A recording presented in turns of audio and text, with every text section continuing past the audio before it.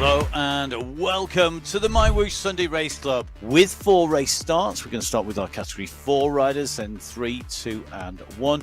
Our riders are lined up in yellow, that is our Category 1 riders. In green, our Category 2. In blue, Category 3. And Category 4 in red. Just going to need to squeeze on here.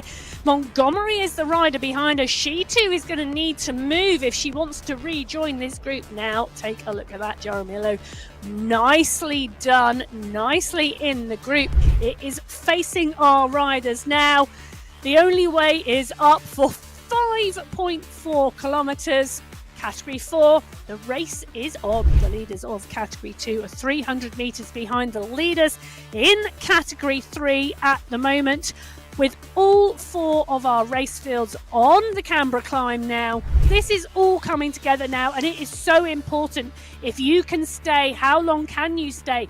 How hard can you work on this climb? Because the top of the climb is coming, but this is the really steep section. The catch is made. They are all together now. How long will they stay together? We don't know whether Category 1 are planning just to go straight through or whether they're going to take a bit of a rest in this group.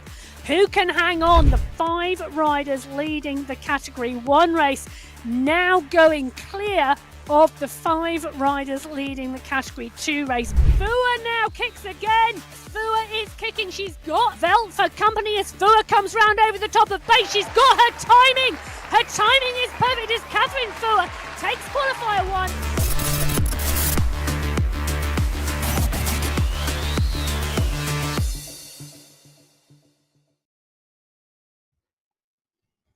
Hello and welcome. Do you know, I'm going to say that again.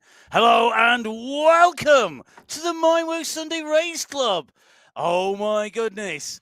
It is February. Just looked at my watch then to work out what month it was. It's been absolutely busy. It's been manic. I've been out and about, and Emma has been looking after the studio for me. My name's Matt Payne. I'm going to be bringing you all of the action with the one and only, the person who can keep a seat hotter than anybody else. It is the one and only Emma Martin. Thank you very much. What a welcome. What can I say? Well, how about tell us what the route's going to be? No, It's been great to be back. Thank you, everybody who watched the UCI Cyclocross World Championships and everybody who's been watching the UCI BMX World Cup. It's been great, and there are people who watch our esports here on MyWhoosh on the Sunday Race Club who have also watched all those. So thank you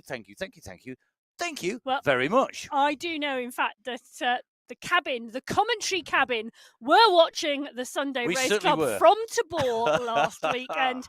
Well, today they would have been watching Belgium, because Belgium were going to one of my favourite race courses for the women's race, 35 kilometres of racing today, 324 metres of climbing, and you can see that in front of you. We have just 2 sprints today of 300 metres in length, but we have 4 climbs. And it is really going to light up this race field. The first climb, the Kortekeer, coming at 6 kilometres, the Valkenburg at 18.3, and then the Eichenberg Hill and the Eichenberg climb to round it off before the 6 kilometre run into the checkered flag. And that run is not 100% flat, is it? No. It is actually rolling on the way, in which we'll test our riders, whether they're Category 1 in yellow, Category 2 in green, Category 3 in blue, or in red are Category 4 riders. You might think I've said that once or twice before. So we are ready to go on the start of the Sunday Race Club. Let's take a look at our Category 4 riders first of all. They are a big field here today, the Petit Fortis in here. But Emma, the most important thing today, it's all about the numbers. Well, it is fantastic. And the call out to increase the numbers, the women's field, over 100 riders on the start sheets today. In fact, 111 riders on the start sheets across the 4 categories, 28 of those in Category 4, and it is a really strong field. So Driscoll, Lenore, Hyde, Kirchner, Elos, Warren, Ruby, Paolo, Lloyd, Sarasuk, Francis, all on the start sheets, and they are all in that pen, ready and waiting to go. So our riders lined up. It's about time to start ramping up the power to get ready for the release here in Belgium. It is February. We're kicking off in our qualifiers. So here it's qualifier number 2. And our riders make their way out of the pens on the tarmac here in amongst the trees, the autumnal browns mixing with those nice lush greens as they're going to make their way in through the little suburban roads, then out into the forest, which is always where things get a little bit more tasty. However, it is very, very flat. It is indeed. It's flatter than a pancake. Well, I'm not quite sure it is flatter than a pancake, but it feels like it. Come on. Well, it definitely is a very flat start for the first 6 kilometres of racing today. And you can see the pace out of the pen has gone high, and there is a stretch on that Category 4 group as the final rider at the back of that race field just takes that corner behind, and you can see that stretch now. And they're going to need to be careful and keep an eye on this to make sure the pack doesn't split this early. Now, the Year of the Dragon, look at that underneath the Chinese New Year banner. Just a point to mention, Matt, the first climb today, the Kortekeer climb, it is the longest climb of the 4 that the riders will be facing, and it tops 17% in gradient. It's a steep climb, it's a long climb, it's a 2-part climb, it's got a descent in the middle, and in terms of esports, it is very technical. And normally we would see the riders maybe be a little steady going into there, because we've got 6K to go. However, at the moment, the pace is quite high. So if you're new to MyWhoosh, let's give you a quick run through. Left-hand side of your screen, you can see we have our satellite navigation or radar view. You can see that the groups are splitting because those discs represent riders or groups of riders. And already this group is splitting into 2 with the pressure being applied by Carla Lenore on the front. We've already travelled 1.1K, as you can see. Then we're travelling at over 20 miles an hour, 32K. In fact, we're heading nearer to 40 kilometers an hour, and this is doing some serious damage to this group already in these early stages. 35 kilometers, key number. We have got 35K to go, and whilst this is not the hilliest course, it is not the one with the most height gain. It is often one which produces some very, very interesting moves and some interesting action. We're riding in with Simone Francis at the moment, and you can see Simone in this pack, looking very smooth here, nicely in the top 10. And on the left-hand side of your screen, you can see Simone on there. I think going to have a rocker plate on there or similar, just so that you get those little micro movements on the bike when you're actually on the turbo. And Simone looking nice and smooth. Good pedal cadence here as well, 87, 88 revs per minute. And that means really able to respond to changes in pace. So really, really smooth. And daylight, wherever Simone is in the world, is used in the Southern Hemisphere. They're heading into towards nighttime at the moment. Wow. I know that for a fact. I've just been talking about New Zealand not all that long ago. Lenore, Flores, Smithson, Connell, Fielder, Hyde, all in this mix. So is Driscoll. Now, Driscoll rode in the Irish Esports Championships yesterday, so a double weekender for Driscoll in this race. So really good to see as we just drop in with Carla Lenore, one of the other Category 4 riders, and you can see that there. So I love this, Matt. We're now being able to drop in with these riders and see where they are racing. And one of the things you picked up there, it was daylight with Francis before, and these riders do ride at very different times all around the globe. And for some of our riders, it is in the middle of the night. Others, it's slap bang in the middle of the day. But at the moment, Hennel Connell, well, she's pushed on through that first sprint section. That's the Ghent City Sprint. 300 metres, that sprint. In fact, only 2 sprints today on this course. And the sprint's not counting for anything other than bragging rights and the awarding of a very nice green skin suit. They do give us a snapshot in, though. Now let's drop in with our second group of riders away. 5 minutes after Category 4 go, our Category 3 riders. Again, another big race field here in Category 3. All individual riders. Good to see we've got Golden Light back in with us as well. One of our really regular riders who supports MyWhoosh all the way through the season. Emma, in terms of our riders on here, there's a lot of names that I would pick out here. But if you were somebody new, if you're going to say to somebody, who would you be looking out for here? Give us two names. There you go. Two names. Quick two names. You've got 6 seconds. 5, 4, 3. Weston and Vink. There we go. Okay, let's see if that's going to be correct. Away go category 3 here today. Members that were thinking time means I get 2 starts in a row. The eagle-eyed amongst you all, eagle listening. Should we say? What if it's eagle-eyed? What is it for listening, Emma? I don't know. Owl-eared? Owl-eared. I can like that. If you're owl-eared, there you go. If you're owl-eared and you notice that we usually do share them out between Emma and myself, just so that we're both able to look at all of the stats at some point in time. I've just got 2 in a row. I'm taking that as a win, which is better than my result on the Cyclocross podcast, the Crosscast in the World Champs. I'm bringing this in early today because I have to say so we've done 7 seasons of the Crosscast, the Cyclocross podcast, and I know a number of our riders who are riding today subscribe to that as well. Thank you very much for doing that. Please don't disseminate the information too widely, so I'm not telling anybody except for the thousands of people who watch this. Yes, I did lose out to Emma in the predictor competition for the World Championships. In fact, so did all of the hosts of the Crosscast. Yes. We lost out to people that we know very well. Well, you know. All the way through, except for our top rider, and that was, I think that's Roy Rogers, who took top spot. He was basically clairvoyant, either that or cheated somehow. I'm not quite sure how you can cheat on predictions for a race that hasn't happened yet. I don't know, maybe he's good at time travel. What I do know, the time gaps are starting to open up already in our riders' distances, because we are starting to see riders' distance of Category 3 as well. Here we're in with Ella Vink. Yeah, just before we move on, I am going to confirm that, yes, I did indeed beat you in the Cyclocross World Championships predictor on the podcast that you do. But just for a reminder to everyone, I also beat you, if you remember rightly, back on the Tour de France selections as well. It's only because we have to make entertainment out of our predictions, and you can go for the clean win. Now, going for the win will be Ella Vink. Ella's looking very smooth here on the bike there. You can see just keeping those revs ticking along. Very focused down there on the screen. Good to see. Nice big fan there to the right-hand side. It's very similar to the one you're that going to need a big fan today in your pain cave.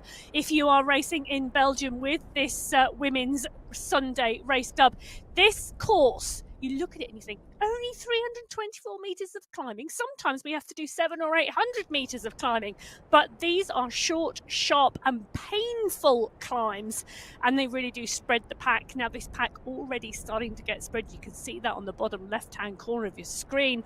But Hill has made the selection. Now, last week, now I know I said Weston and Vink, they took 1-2 in Belgium last time we were here in January. Good tip. But Philippa Hill and Rebecca Johnson took first and second last week in the outer loop in Australia.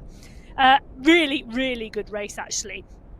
Last week that you missed, Brittany Litton took third, Ella Vink took fourth, and Natalia Idzik took fifth. All of those riders on the start sheets today, so I'm expecting a really good race from these Category 3 women today as we just watch them go underneath the start banner of the Ghent City Sprint. And we've got Mabin here who has decided she is going for a fast pace, and take a look at the concentration on her face down there. But the other thing you need to take a look at is that cadence, absolutely lifting the cadence for this sprint. Beautiful technique. And that position on the bike, superb. Look at that flat bike, arms at 90 degrees, hands resting on top of the hoods, super focused, and then a quick kick out as she sees Gina Di Grazia pushing on, just going through, and I think this could yet generate a little bit of a split in the group, if not a breakaway here. Emily Mabin, we know, has got a great kick, great sprints. We saw that in action in the MyWhoosh Championship just under a year ago. Yeah. In fact, it is, and Mabin was very, very strong there. Good to see her back in action and see her in person. Okay, it is our Category 2 riders. It is the Sunday crew. It doesn't get much more appropriate than that. The Sunday crew of Dane Davidson, Joanna Zimmerman, and Sarah Carolus are going to be taking on the rest of this women's field, which, again, it's a substantial field, but Category 2, the smallest of our race fields here today, Emma. It is just 24, right? I say just 24 riders. There are 24 riders on the start sheet today in Cat 2 as the seconds tick down for this race for them today. We're in with Carolus. She's in the middle of this pack as away go Category 2 on the Sunday Race Club. It's a strong race field today, and we've got a number of riders who have come up from Category 3. In fact, I'm going to rewind back to my predictions because Weston, who took the win in Belgium for Category 3 last month, has indeed moved up to Category 2 today. So Molly Weston moving into Category 2. Takova as well coming up from Cat 3. So that's really good to see. Walkenhurst took the win here last week, and you weren't here, Matt. So last week we had the entire top 5 who took the win in Category 2 in January moved up to Category 1, which left the field wide open. And it was Julia Walkenhurst who took the win from Takanus, from Sanchez, from McAlpine, and Davidson finished in 5th place. So going to be really interesting to see how that plays out today. Well, I have to say, you say, I wasn't here, but I did watch the entire show and with the entire commentary box, listening to the commentary as well for the women's race. Could see Sarah Carolus here on the bike, and that's what we like to see. People out and training and riding together, even if they're not actually in the same ride or race here. So Sarah busy on the bike there, keeping the revs nice and smooth, in company as well, which is always good. It is indeed, and you don't have to ride on your own. And we do see racers, in fact, whole teams on the Sunday Race Club riding together. And we're going to see people riding together when we go to our World Championship finals of esports, because we are going to be all heading over to the United Arab Emirates for the finals. It's going to be absolutely fantastic. I cannot wait for our finals. Well, I can't wait for the whole competition, if I'm brutally honest, for the UCI Esports World Championships, all part of the partnership between the UCI and MyWhoosh for 2024, 25 and 26.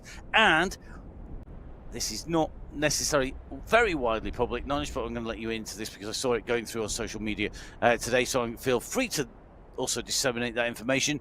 Expect potentially it to be spread out to different age groups, including the masters, yes, old gamers like us, and that is going to be out on potentially it could be happening in 25 or 26. So keep an eye out. It's going to be really interesting to see how that develops, and it may well be that you can jump in on board, whatever age you are, and maybe grab yourself a jersey. We will have to see.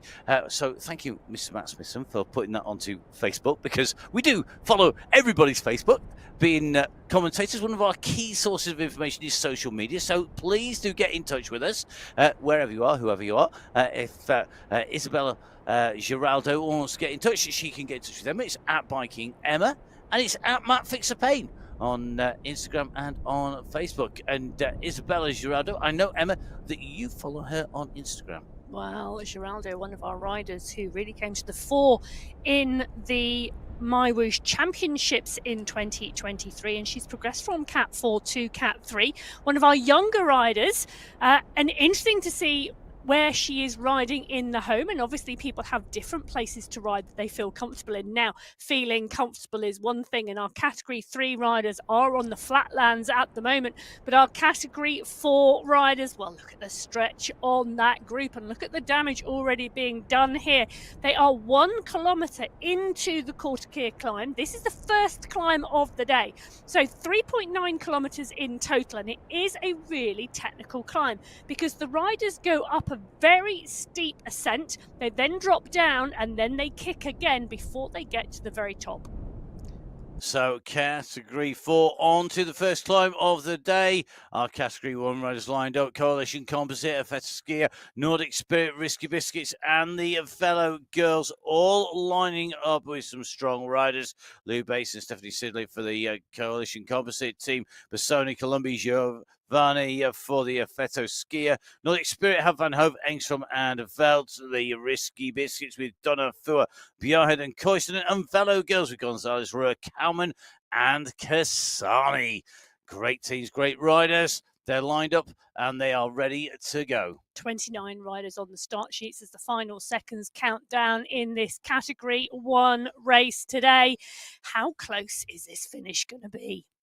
Well, away go our yellow jerseys. Up and out of the start pen is Category 1. Heading out into Belgium, they've got the 4 climbs ahead of them, the Kortekeer, the Valkenburg and the Eichenberg Hill and the Eichenberg climb before that run into the finish. Is this going to be the same as we saw in January when the race was in Belgium? Came down to a sprint between Fua and Koinstenen, and it was split by 0.034 of a second. So 4,000ths of a second. So that is basically not a lot. That is what I tried to work that out at the speed they would be traveling if they were traveling out on the road. It was very close.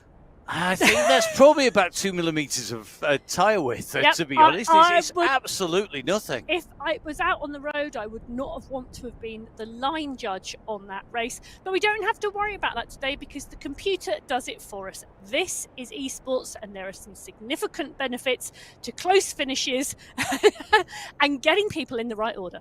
Indeed, and it's going to be interesting to see who can be right up there in our Category 1 racing. Now, the riders in Category 1 tend to be more conservative in their approach and race when they need to.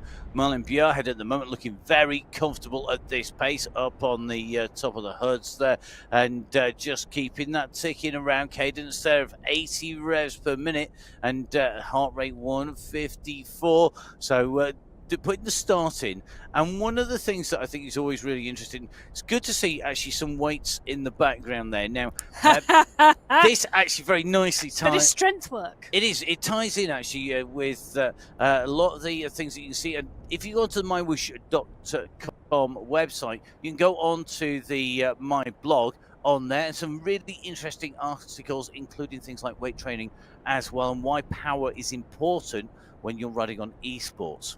Yeah, power is indeed important, and part and parcel of that is an all-round training program. Well, these women here in this race definitely have all-round training programs because they are so strong. Mina Koinstenen, Nelly Larsen is here, Lisa Hermansen is in the mix, Chiara Donny is here today. Prado has indeed come up from Category 2, and it was her first race in Category 1 last week. She equipped herself absolutely fantastically, was there and thereabouts in the mix of the race until it got spicy towards the end. So fantastic to see her digging in deep. Van Hove is here, Kasani, Larsen, and you can see the riders on the left-hand side of your screen at the moment. But this pack, unlike the other packs where we saw early splits, all coming out of that start pen and staying together. Well, the sun's shining on John and Carmen. You can just see Ishla Kasani lit up by the lights in that pain cave. And you can see the ceiling test there, I think, behind Dorothy Gonzalez. The riders at the moment keeping it nice and smooth at the moment. And I always believe, I'm a great believer, that happy riders, smiling riders, are riders who go quicker. It's that straightforward. Yeah, because there's less energy required to smile than to frown. Is it a smile or is it a grimace? I think some of those were smiles. I hope they're smiles at this stage, because in Category 1, our riders are absolutely at the top of the tree. We can't emphasize enough that MyWhoosh Sunday Race Club is for everybody. As we come into the Ghent City Sprint, through the banners and out the other side, and we head in towards the centre of town. We're going to take the 2 right-hand turns here. One of the things that you can see, we have very different abilities across all categories, and so whether you are a beginner at racing or whether you are the most experienced rider out there, come and have a go. If you've been here before, come back and have a go. Now, on our screens, one of the key indicators that we look for in terms of performance is the time through the segments. They don't count for the prizes. Remember, top 5 riders in each of our category getting prizes at the end of the race, and that is on the positions over the line. Category 3, the fastest times through that sprint time, and that gives us that snapshot on the race. It tells us that Category 3 are moving faster than anybody else. It also tells us that in Category 3, that group is pretty cohesive at the front, behind, though, it is starting to break up. And as the Category 3 leaders come in to some of the riders that have already been caught in Category 4, they are moving very, very quickly. It's a very strong pack here in Category 3, and they're sticking together well. They are. It is a very strong pack, and 29 riders in that Category 3 or on that Category 3 start list today. Well, I was going to say the biggest race field, but it is equal to the start sheets in Category 1. So it's fantastic to see the volume of riders in Category 3 equaling the volume of riders in Category 1. But look how well matched they are. And the system used to put these categories together, you can see how well that works by the strength and depth in each of the race fields and how tight the racing is. It is, and I think that's something we could probably come back to if we get a little bit of a pause in the racing. It's always difficult. We've got lots of things. We always have a list of things we want to talk about, but we very rarely actually get to cover them all, quite simply because of the action. And here in Belgium, in Bruges, it is even more the case because the top right-hand side of your screen, Category 2 are absolutely flying. They're onto the Qualifier. They are working well. They are a lot further down than Categories 3 and 4. 4 are nearly at the summit of the Qualifier climb at the end of the second part of this. If you look at the left-hand side of your screen, you can see those blue dots, some red ones in there. They are ahead on the climb, but Category 2 have some work to do to pull them back. Seen pretty much all of the riders we would expect to be in here, obviously other than Western, who Emma was still having a quick bit of thinking that she hadn't actually moved up. She's only 1 second off the back of that pack. She's that moving. is a strong ride, you know. It's from good, someone isn't it? who's moved up into this category. So she is a good rider, and she has regularly been in the top 5 in Cat 3. So this progression is going to be really good for her. The ability to dig and keep digging, to stay with a group of riders who are faster as you move up and progress, will only bring you on.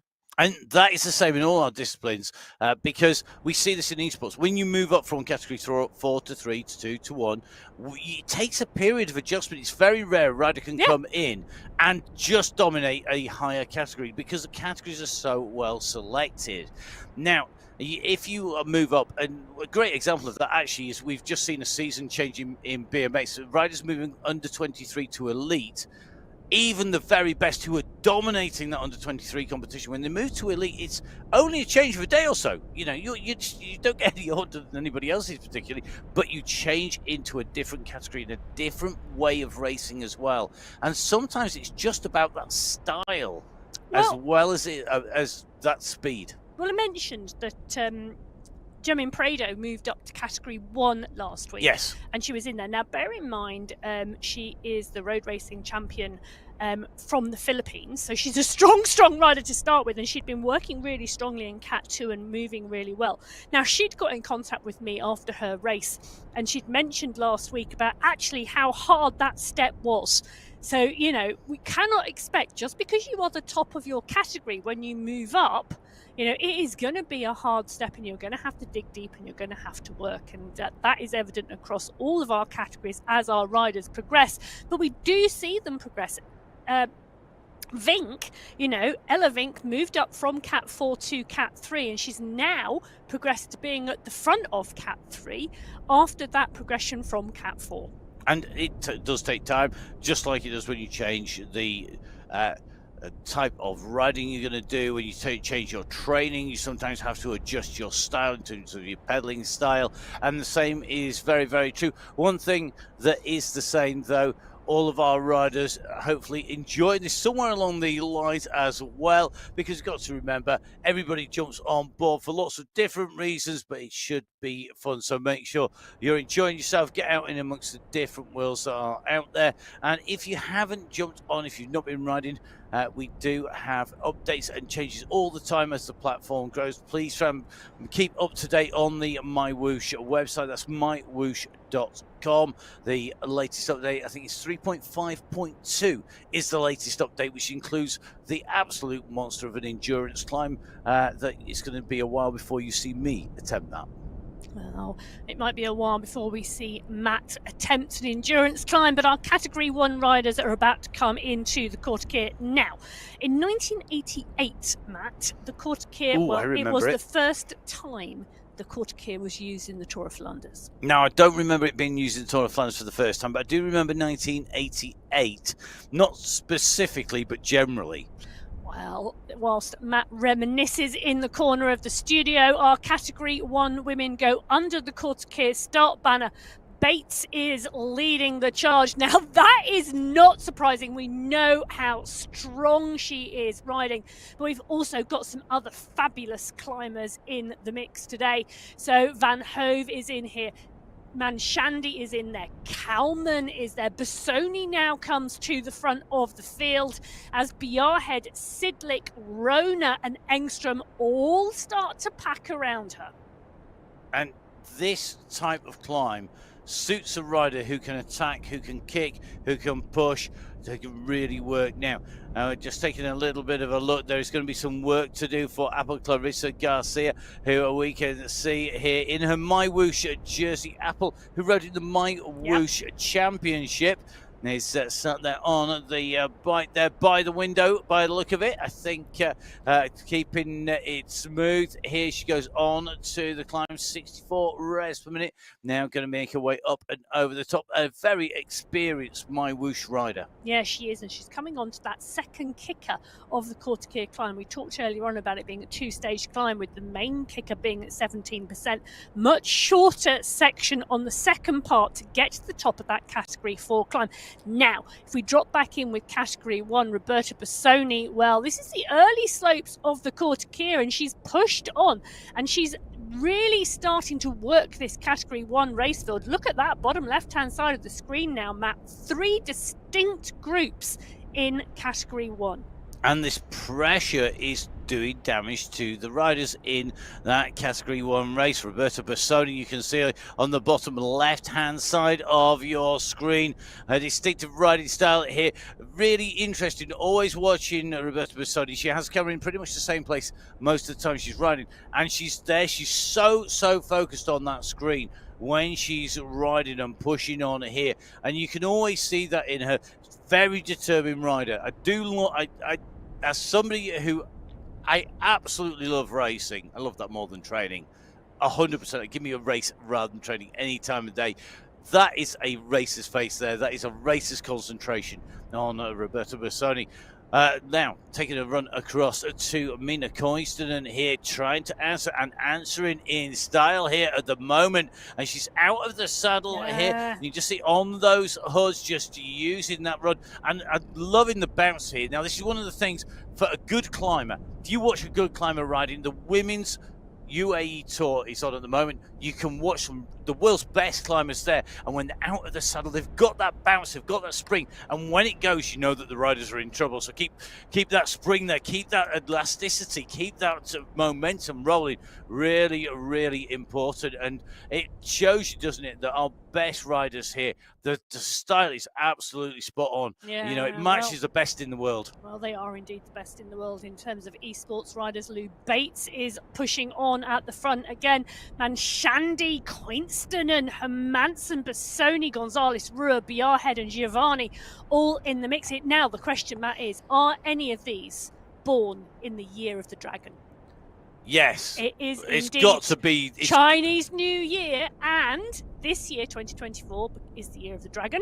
Now, obviously, they are 12 zodiac signs in Chinese astronomy, so it comes around every 12 Astronomy years. or astrology? Astrology. Okay. Did I not get my teeth in? You said astronomy, but don't worry about it. Astrology! It's only pedants like me that might actually notice that. Well, there you go. Go on. But the dragon, Okay. powerful, endless energy and full of vitality. Goal-orientated, yet a little idealistic and romantic. So, if any of our riders were born in the year of the dragon, previous years of the dragon? Go on. 2012? None of our riders will be born in 2012. 2000? Possibly. 1988? Almost certainly. 1976? Yes, certainly. 1964? Not 1972. No. Oh, well, that's me out the window then. Right, shall we? Never mind our Chinese astrology. We're going to go back to seeing our stars. As we look down on Sophie Giovanni, the leading riders at the moment starting to break clear here. And if you look at the left-hand side of your screen, as we make our way along the race route, we really do have dot-to-dot going on here. And they are starting to stretch. We've seen the riders getting broken out from this group currently at 8.3 kilometres. And the key thing, 8.3 kilometres, we're partway up that climb. Now, the riders in Category 2 further down the road, 10.9k, which means that over the top of the summit of the Corsica, but they're now making the way along the straight, the far side. As they go along that section, they are going to have to keep on going. You see Tanya Holweiler at the moment working very hard indeed. You've got to keep focused. As a fellow glasses wearer, I feel in your pain with your glasses there, Tanya, because it's one of the hardest things sometimes when you're riding on the limit. And the downside is if you put contact lenses in, the sweat gets in your eyes. That's even worse. Oh. Then you can't see what you're doing. It's at least when you're, if you're riding on these spots, you're not going to come off the bike and do a mat. Hey, go head first in the tarmac. There you go. There right, back to the racing. Tanya, looking good in here. This group here, Emma, this for me is kind of the ideal number when you're riding. You want about 8 or 10 riders really in your group, don't you? That's enough to be able to take plenty of rest, but not too many that you are going to be unable to watch everybody at once. Well, indeed, I have to admit, I just hold my hand up saying that I wasn't really listening to you there, Matt. Do you know why? Because I was investigating what Chinese New Year sign you were from 1972. I'm not sure I really want to know. Can we focus on the racing for a little bit longer just in case it's something not good? You are the year of the rat. Cheerful, sociable and tenacious people who thrive as part of a group. Oh, there you go. If anybody wants me on your esports team, I am clearly somebody who thrives as part of the group. Please do get in touch at Matt Fixer Payne. It can't just be Emma who's in all the good teams. Well, I'll tell you something, Lou Bates thrives as part and parcel of a climbing team, because take a look at this. Bates and Coinstonen now riding clear of the Category 1 leading pack. I am not surprised at all by these two riders going clear.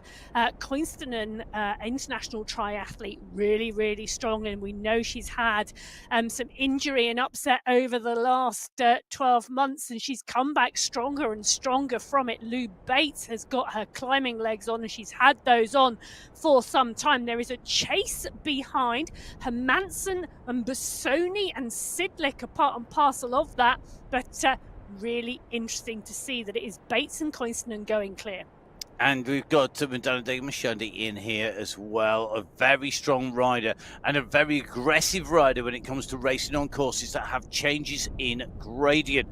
Now, different courses, we said, suit different riders. You can see coming through there, Coinstonen, Bates, Degmashandi, Hermansen and Bassoni, the top 5 in terms of time. And as much as anything, I think that is in part because they are the riders who have gone through so far. And here we go, upstates. This is live look at as that. the racing's in action, and look at the time differences. It is 29 seconds, so 20 seconds difference between the chasing Group 1 and chasing Group 2, and they are giving away time to Coinstonen and Bates on that climb of the Corsica. The good news is, once we've done the Corsica, one of our 4 climbs is done, and it's the biggest one. The downside is there's still 3 to go. There are indeed still 3 climbs to go, but none of them are as long as the Corsica at 3.9 kilometres. The next longest, well, that's the last one at 1.6k, so they are much shorter and sharper. So it's going to be really interesting to see how this develops. Will Bates and Coinstonen stay away? Will the 3 chase riders make the catch? Who knows? Only time will tell. But one of the things, I don't know whether you have noticed yet, Matt, but Catherine Fuhr not in the mix today. Now, one of our climbing specialists, she took the win last week from Amelia Velt in a sprint finish on the outer loop. Now, I did know that she was doing a little warm weather riding this week, but I didn't know that she wouldn't be here today. So very interesting to see, taking the opportunity to get a training week in with some decent weather. Yes, and I think one of the things that for me is, you know, when a rider really has been influential and is a key rider a key part of the race wins quite often because they're noticeable by their absence, and we notice when they are not with us. Very much the case across all of our categories. We do try and keep up with all of our categories. Please do get in touch. If you're racing category 1, 2, 3, or 4, please get in touch with @biking_Emma or me @MattFixPayne. We'd love to know what you're up to. We do. If you want it keeping quiet and you don't want us to tell anybody else, let us know. We're in the business of giving out information. So if you don't want us to tell anybody, let us know that as well. Now, Nikki Lloyd is in action here, and you can see the fans at either side as well blowing really strongly here. The time currently 20 past 8, where Nikki is in the world, which is the same time zone we're in, although I'm not sure quite what time zone I'm in at the moment because I've been on the go for almost 48 hours with about 2 hours sleep. She's up early and on the bike and racing. She's currently leading as they're pushing on now. They're pushing on up this climb. This is the Valkenburg climb, last used on the Tour of Flanders in 1996. So an oldie and a classic, but it is Lloyd, Warren, Elos, Navarez, Hyde. I was going to say 6 riders, but 5 riders clear now. Daniela Galeno just 1 second off the back of the group. You can see the push coming from her. You can see the push coming from Galeno, the rider in the yellow helmet there, just flicking on and off of our screen as she tries to get back onto that group. This is the time to dig. This is the time to stay at the top. You've almost got to treat this race course as 4 separate finishes. The 4 climbs, you have got to be with the leading group at the top of each climb because there is very little time to chase and catch before you go up again. And the numbers here away at the front, they should be able to stay clear with a 31-second lead, but you cannot hesitate on your way through. Now, going from our Category 4 to our Category 3 leaders, we're in with Lorena Beltran, both on the bigger screen and on our smaller inset screen here. Almost as big as the big screen, Lorena Beltran is watching the racing on here. Really key to get that information. And one of the key things about esports is information exchange. It's about taking on board what is happening around you, looking at the riders around you as well as how you're riding and what's coming up and what the terrain is. We saw Category 4 go over this climb that they're approaching the Valkenburg climb, and one of the things about the Valkenburg is the shape of this climb. It is not a consistent gradient, it's not massively varying, but it is a convex slope hill. That means steeper basically at the start, and then it eases off as you go over the top. There's a little kicker at the very end, but not much. That shape of a hill with that steeper start, but continuing slightly less gradient, actually, I always think is harder. You got to dig deep at the start. You've got to dig deep. It's easy to go into the red, but then as it eases, if you are strong, you can push over that section and you can use the slight easing in gradient as a way of breaking away and breaking clear. And that tactic can pay off. Whether it's worth doing, I'm not so sure for this group. And what do you think? It's not small enough yet. We're not far enough down to want to go down to 1 or 2. Category 3 group. That Category 3 group have an absolutely outstanding mix of riders in there. And for me, there is real strength and depth at the front of that Category 3 group, and that group of 15 riders leading Category 3, well, for me, any of those 15 can be in the top 5.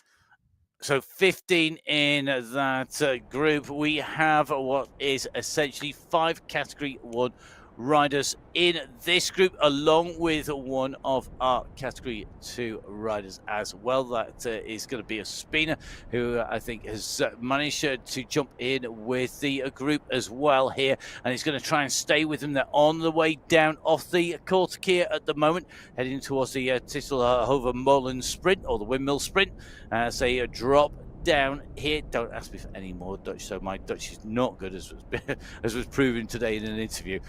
So the riders are dropping down and making their way into the lower slopes. Meanwhile, the riders here in Category 4, they're currently just going over as it eases off over the top. It's not easy, though, by any stretch of the imagination. It's easing. Adriana Flores here. Look at that, 80 revs per minute, near enough. 79 the pedal cadence here.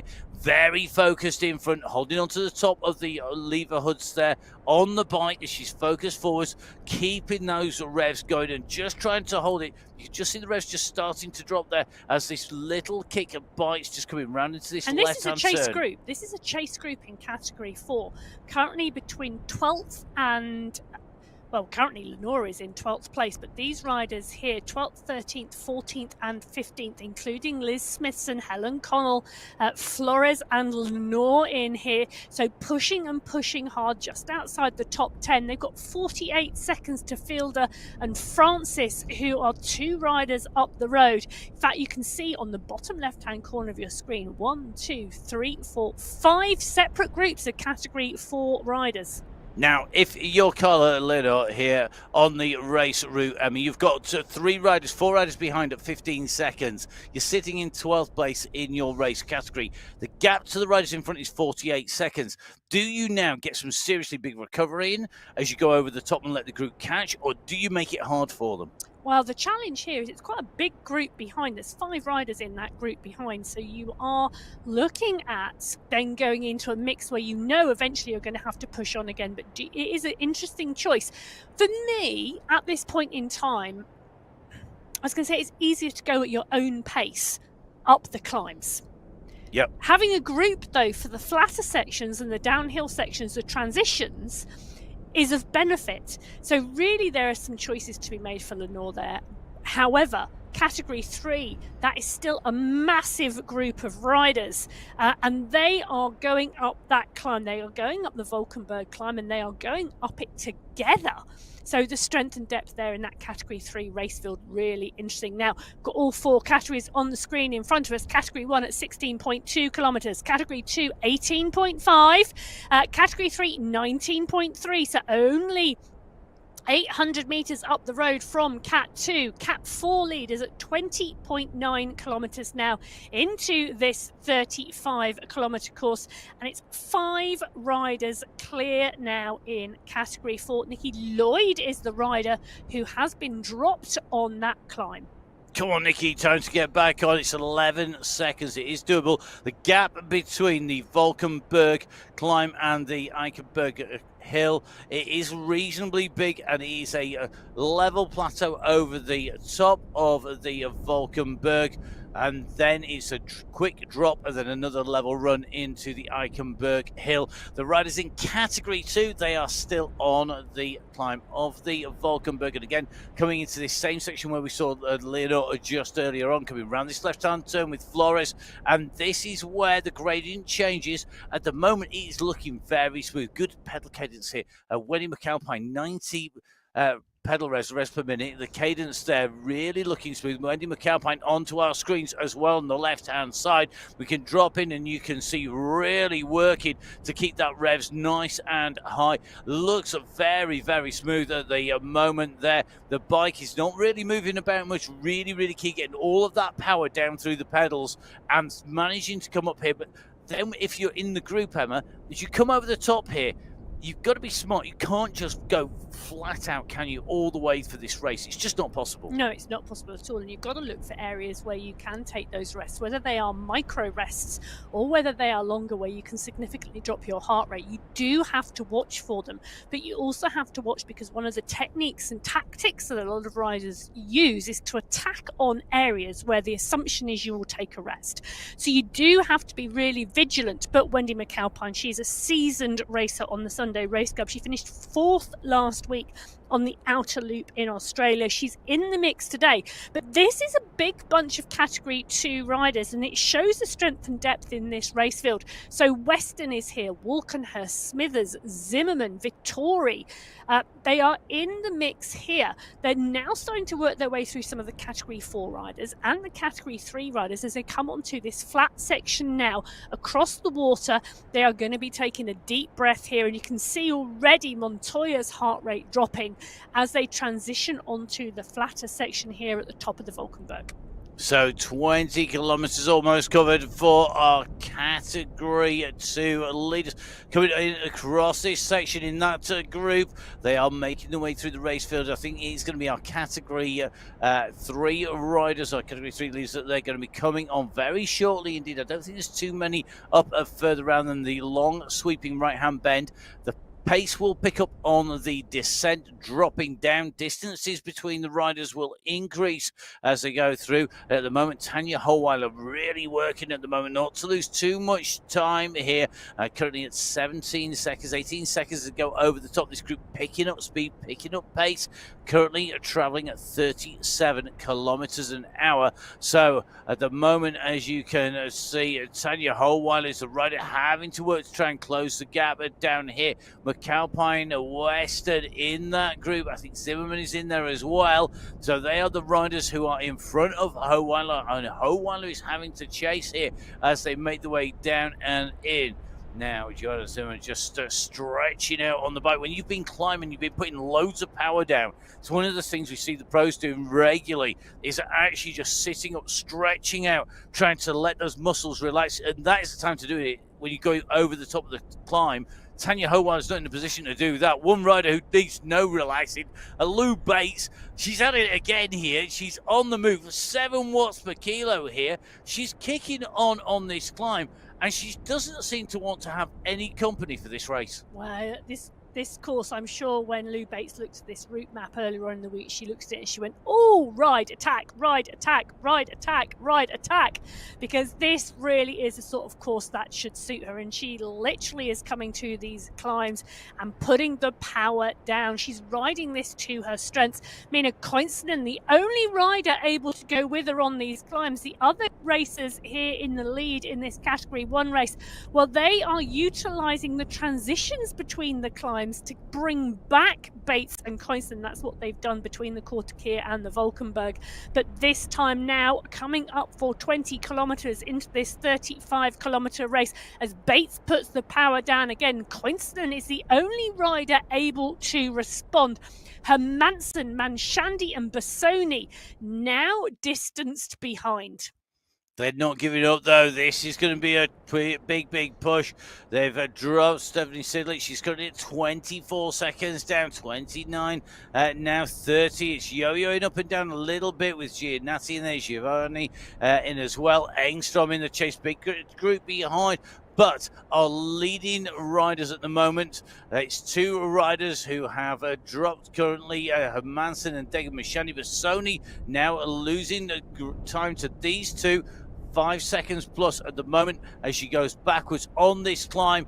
And as they go over the top, this is where it gets difficult because we've seen our groups coming through the water. It's a really distinctive part of the course. And because it's so long before you go into that drop, it gives riders a chance to come back, but it encourages them maybe to push harder than is wise. Well, I think Bassoni is the rider who's going to miss out here because I think we're going to see those 4 riders at the front of this race get back together again. But take a look at this. Sidlik, Bjarhead, Van Hove, Giovanni, Engstrom, Embring, Giannatti. This is a big group, you know, Matt. 1, 2, 3, 4, 5, 6, 7 riders here chasing. They are not that far behind, but they would need a concerted effort between them all to catch back.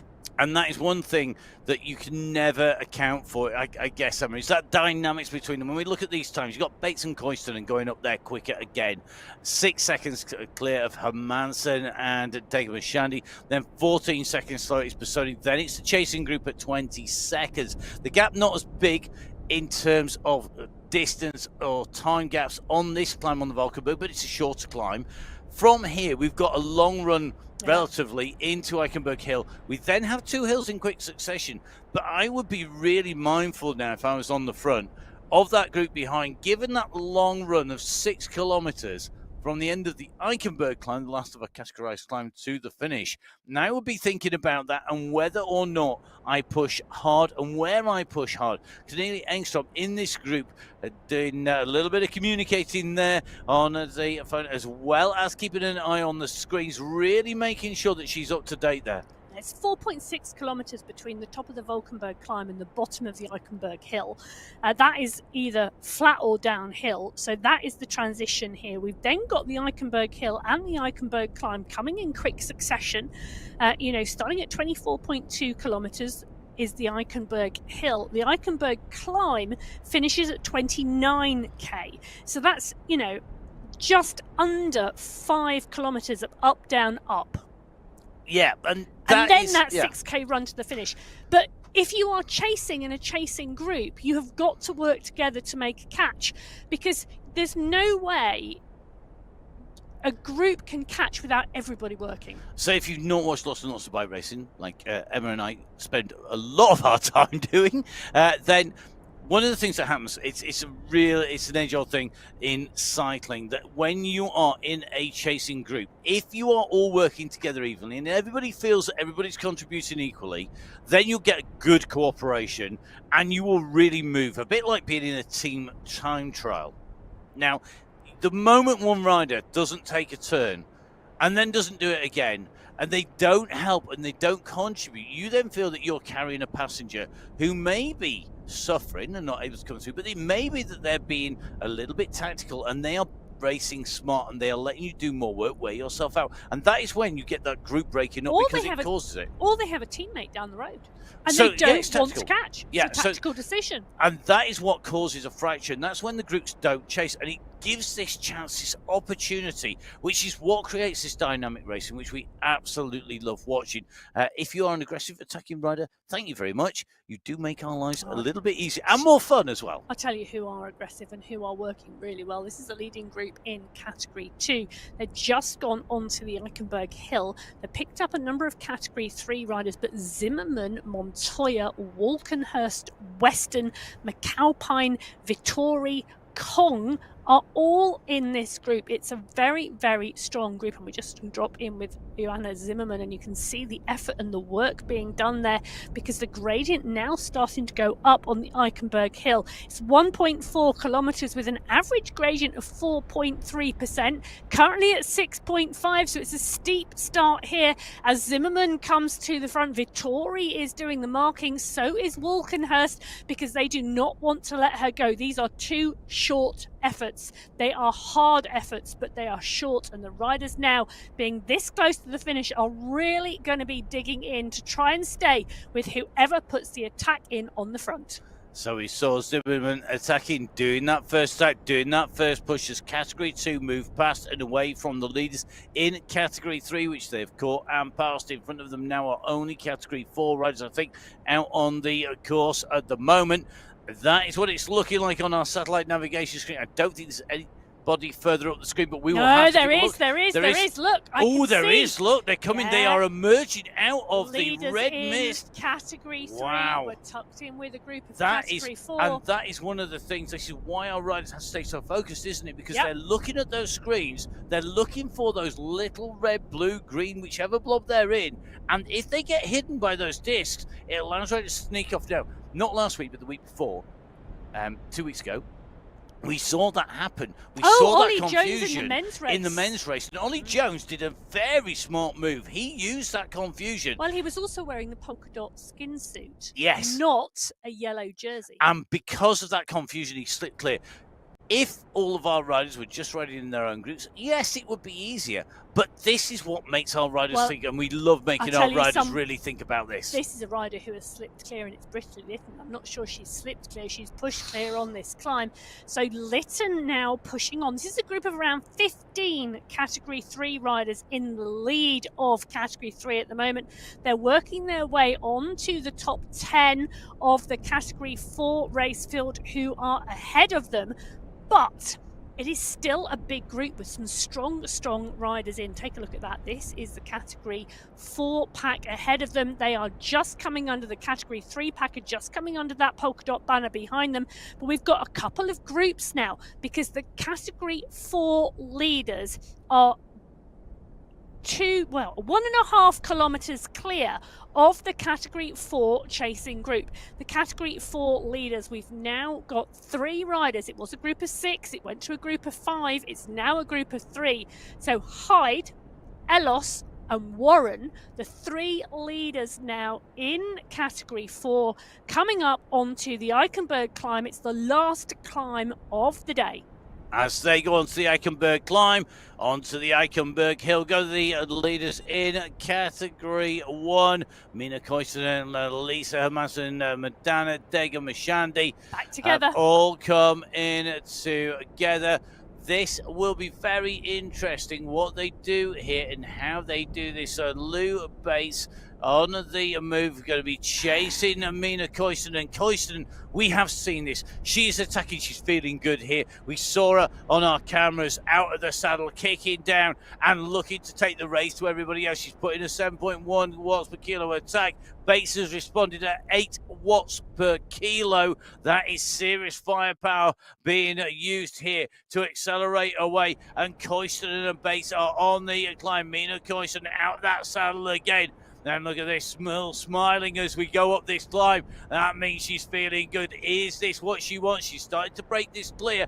And boy, I tell you something, Koivunen and Bates going off as a group of 2. That is a dangerous, dangerous move. Hermansen and Dega have to respond, and they have to respond fast. These 2 have done this every time on every climb on this course in Belgium today. This 35-kilometre course, they're pushing clear of Hermansen and Mashandi again, but each time Hermansen and Mashandi have come back. The group that has come back to them has got smaller because it was a group of 6 or 7, and each time they go up and over, they break another rider or 2. But Bates and Koivunen continually pushing on. They've got one more climb after this to do it, and then that 6-kilometre run into the finish. Are they going to be able to stay clear?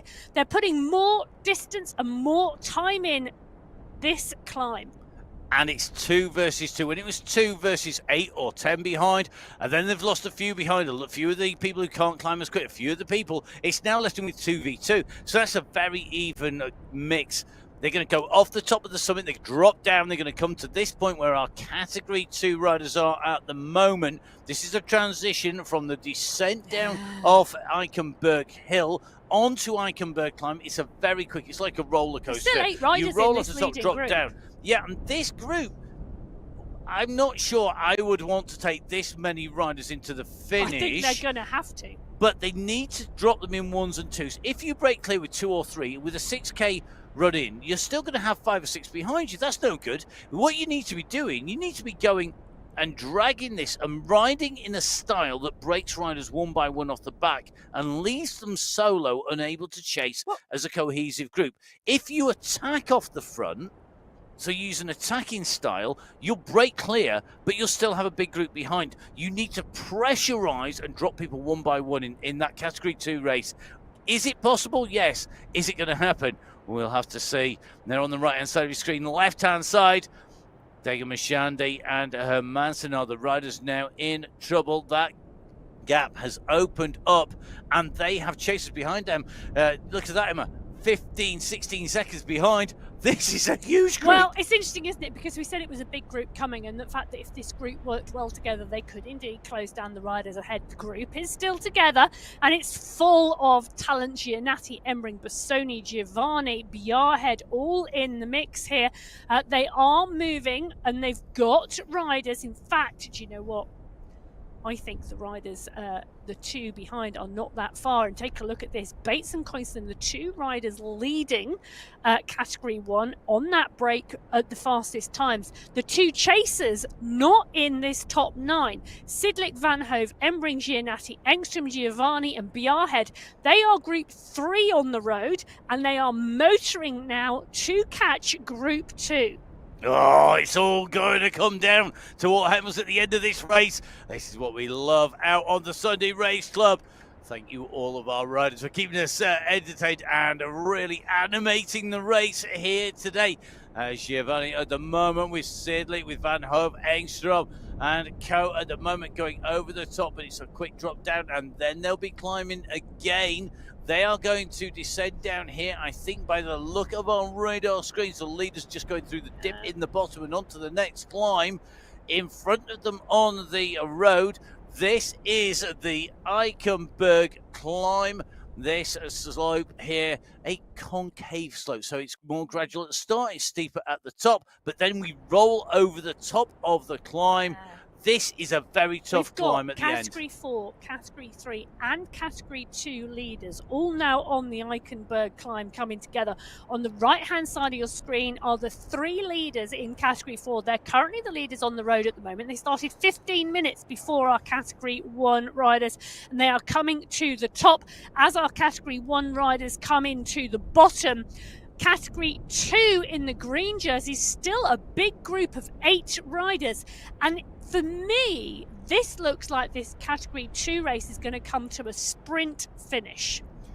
I've got 3 words about what's about to happen on this climb: carnage, chaos, and confusion. Well, carnage, chaos, and confusion may be Matt's words of the day, but it's Zimmerman, Vittori, Montoya, Kong, McAlpine, Smithers, and Walkenhurst, the Category 2 riders who are tapping their way to the top of the Eichenberg climb, picking up the Category 3 riders and Category 4 riders on the way. And for me now, this is going to be crucial for all of the race finishes, because if these groups come together, the downhill section and the 6-kilometre run into the finish is downhill and fairly flat, other than one kicker not too far from the line.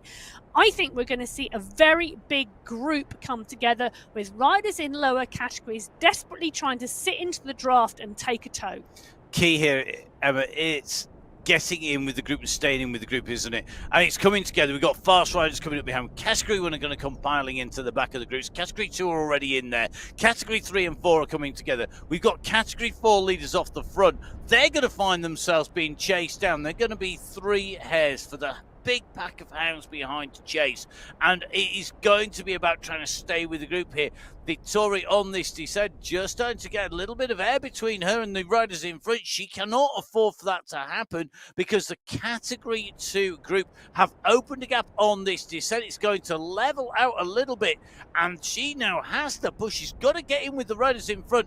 If she's left behind, there are not fast enough chasers for a little while on that road. Well, for me, this is one of the areas where we were talking about earlier in terms of tactics, because Serena Vittori is one of our new riders onto the Sunday Race Club, sitting in Category 2. And these Category 2 pack have not let their foot off the gas going over the top of the climb. They have pushed on the descent to get the momentum to sweep up the riders in front and get on that pack of Category 3 riders in front of them. They have not taken the breath that Vittori, I think, assumed they were going to, and that is what has caused the problem. It is, and once it's open, you can see Vittori now getting swallowed up by a group of Category 4 riders who we would not normally expect to get there. It is about now jumping in with the pack, but she is now in a difficult position. She's a solo rider from Category 2 in the polka dot jersey. Is a great climber. It could be that she expended too much energy on the climb. It could just be that the gaps went, the wheels went at the wrong time. Take a drink at the wrong time. Don't be looking at the screen at a key moment, and it goes. And particularly if you're a lighter rider, that's one of the key things about physics, is if you're a lighter rider, you have that advantage on the climb, but you have a big disadvantage on the descent. It's something that I remember having a long time ago, that basically the bigger the rider, the better they're going to go on that descent. If you've got a big pack, a big group as we've got here, this is a chasing group. They are heading down this road. They're going to be trying to catch the Category 4 leaders in front. There is 1 or 2 riders off the front of that group. They are the leaders in pretty much all of the categories. Yeah. Left-hand side, this is the Category 1 leaders. Bates and Coyston are going over the top, and I'm going to be really interested to see this time gap. They have pushed, and they've been pushing hard here. Is that 45 seconds the distance between them, or is it even more? Is it nearer a minute, Emma? This is incredible. It is 45 seconds, but take a look. The chase group have caught the 2 riders behind, so it is now Stephanie Sidlik and Dega Mashandi. Sidlik was part and parcel of that chase group behind last time because Manshandi was with Hermansen. Hermansen now 7 seconds further back. So what we've seen is chase group 3 catch chase group 2 in this Category 1 race. And it all start to jumble and turn because Sidlik now coming to the fore and currently sitting in 3rd place in the Category 1 race. So phenomenal racing by chase group 3. Well, here we go. Here come the time gaps. This is what we're waiting for. Oh, look at that. Koivunen and Bates still the fastest times up the climb of the Eichenberg climb, but it's not by much. Sidlick, 3 seconds down. A rider on the move, the Coalition Composite rider, has got a teammate up in front in terms of Lou Bates. Remember, these are the split times on the Eichenberg climb, not the times on the road in total. Fantastic tactics by Sidlick there to push on that final climb. The group had come together. She's put nearly 20 seconds into the group she was with, and it's pushed her up into that race for third place with Manshandi. So Koivunen and Bates down the road. They are 27 seconds clear of the chasing two of Sidlick and Dega Manshandi. This, however, now at 32.1 kilometres into this 35 kilometre race. Well, this is the front of the Category 2 race and the front of the Category 3 race, and it is a real mix of who's who. McAlpine, Zimmerman, Kong all in there for Category 2. Western is in there as well, but Vink, Hill are in the mix with Idzik for Category 3. And in Category 4, I'm just seeing little gaps up in front now. I'm just looking at those time gaps. Elos has been distanced from the very leading group if she was in there, because she's just about 25 seconds. It was 3 riders, but she's now back, and you've got 2 out front, and Elos currently in third in that Category 4 race. Now just distanced by around 12 seconds. But in that Category 4 race, you know, it is those 3 leaders who this group are chasing. I mean, you see Ella Vink on the front here, really motoring. Somebody needs to go on and drive. You've got to be putting that power down. You've really got to be chasing. Time is starting to run out for the chasing group to get to the line first. Now, the prizes, remember, for the Sunday Race Club are per category. There is no overall prize in the racing for all of the categories, where it's just the first across the line takes it all. It's about being in your category, but everybody wants to be the first rider irrespective of category. I know Ella Vink, a fearsome competitor, will want to close down on Elos, the rider that we're now in with. This is the solo rider ahead of the Western McAlpine and Co. group behind, with Ella Vink that we just saw. In front, we've got Claudia Hyde and Joanna Warren, who are putting in an incredible effort here. They have gapped Ellis for the time gap of about 13 seconds, and these 2 riders, Claudia Hyde and Joanna Warren, are absolutely motoring the time. They've got 1.4 kilometres to go. Can they stay clear?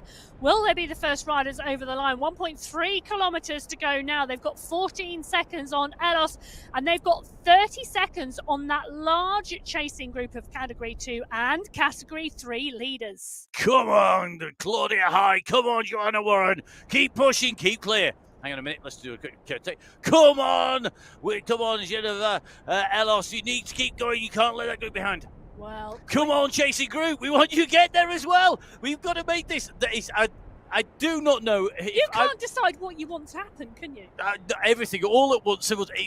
This is what racing is all about. It's tactical. It's about strength. It's about speed. It's about skill. It's about having the right mindset and taking a chance and going clear, which they've done. And at the moment, they're holding on.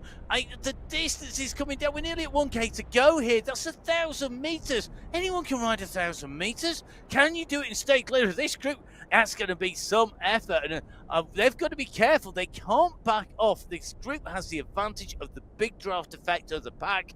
It is closing. Well, it is coming, and it's coming quick. It is closing, but I think Warren and Hyde are going to stay clear. That is my call. So Warren and Hyde in Category 4. They are the current leaders on the road at the moment. This is the chase group behind. It's the leaders in Category 3 and the leaders in Category 2. Our leaders in Category 1, well, they are not much further behind, but this is all going to play out now because we are 700 metres to go.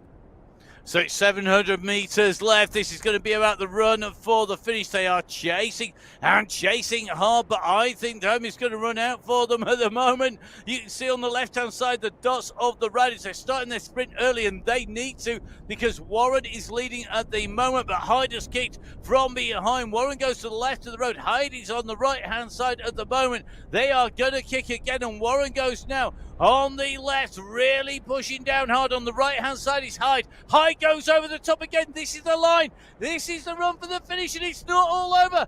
Look at this massive kick from Warren. She's going to get a timing right. She does. The winner today is Joanna Warren. Hyde comes in immediately behind her, second. The sprint for third place. It's absolute carnage, chaos, and confusion. Well, I'll tell you who's got that in Cat 2. It's Lam Kong from Montoya, from Walkenhurst, from Zimmerman, from Weston, Smithers, and McAlpine.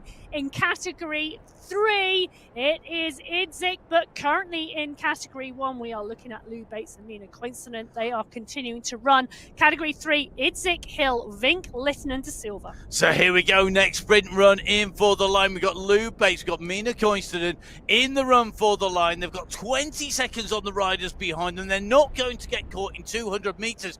This is now a rider versus a rider. They've got to get up there. Will they be able to make it? They are trying to close in on the lead. They have 1.1 Oh, 1.1. Oh, my goodness. Matt's oh, no. not looking at his screen. No, I'm thinking they're further up. They're oh, not. no. Look at, they've got, this could be, they could be in trouble here. 19 seconds. They have 19 seconds no, to chase surely through, not. I think they are going to stay clear. Sidlick and Bates.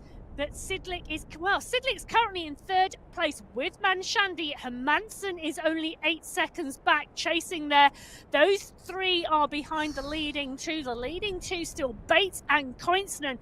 The question for me, with 700 meters to go, who is going to take the sprint from these two? And surely it's going to come down to these. The riders behind are closing, but they have got company. Look, they've eased back a little bit. They're pushing on. They're easing back. They're catching riders. There is a gap in front of them. There's going to be open air if these riders unleash a sprint. And I think we're just starting to see the wind-up coming here on the left-hand side of the road. Look at that, diving from left to right. Lou Bates launches herself out like an exocet missile. She's flying down this straight here. She's got 11 watts per kilo. As she goes down, she's hugging the right-hand barriers, using the steering here on MyWhoosh to take away a massive lead here. She's kicked here of Coiston, who can't answer. Category 1 winner, it's going to be Lou Bates in one. Second place, Mina Coiston comes through the line immediately behind, steering at its best. That is what you want to do.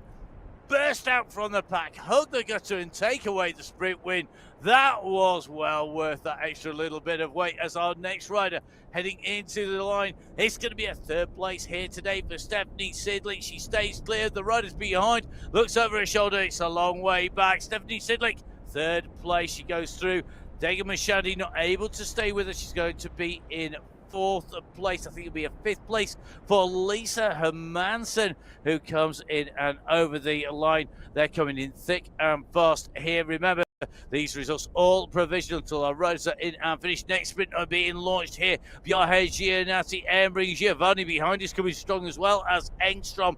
You could see that risk. If they had waited for this group, if they'd have been caught, that would have been even harder to sort out as they came in. But you can see your top 10 on the screen.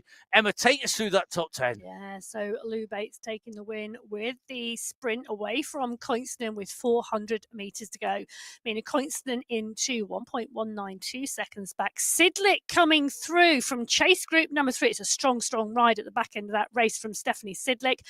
Dega Mashandi in 4, Hermansen in 5, Gianatti in 6. Great ride from Gianatti, came up from Cat 2 over the last couple of months. Anna Embring in 7, Marlene Bjarhead in 8, Sophie Giovanni in 9th, and Van Hove rounding out the top 10 today. So great to see those riders coming in and through. Don't forget, you can pick up all of the results. It's on www.mywhoosh.com/results. The results at the moment are live. They will then become unofficial until all the results are verified.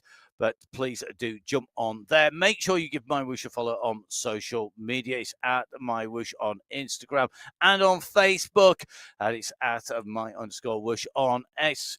Don't forget, whilst you're there, please do give us a follow. It is at Matt Fixer Pain for me. It is at Biking Emma for Emma. We are going to take a breath. I'm going to find some more coffee somewhere. I'm not quite sure how, what, where, and when, and get ourselves ready for the men's race, which we'll be covering very shortly. Emma, amazing racing here today on the MyWhoosh Sunday Race Club. It's good to be back. Well, it's great to have you back, and I do love it when we race in Belgium. I do. I've got to agree. Absolutely cracking. Well, that's it for the women's show. Join us for the men's. Join us for the women's next week on MyWhoosh. Watch it in 4K coming at you in Ultra HD. But from Emma, from myself, and Matt Payne, from all of the team behind the scenes here at MyWhoosh. Stay safe. We'll see you again soon. Goodbye.